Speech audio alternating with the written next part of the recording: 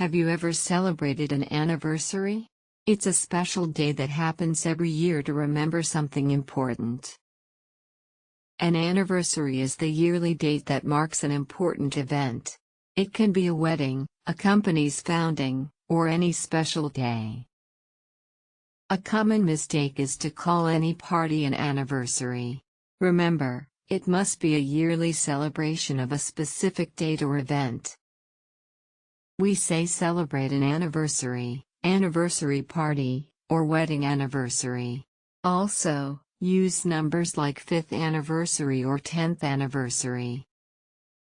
They celebrated their 25th wedding anniversary.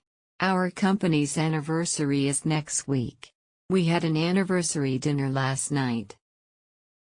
Maria planned a surprise party for her parents' anniversary. It was a beautiful moment showing love and memories from many years. Remember anniversary by thinking annually because it happens every year. The word sounds like it's about a yearly event. Now you know anniversary means a yearly special day. Try using it today and celebrate your own anniversaries.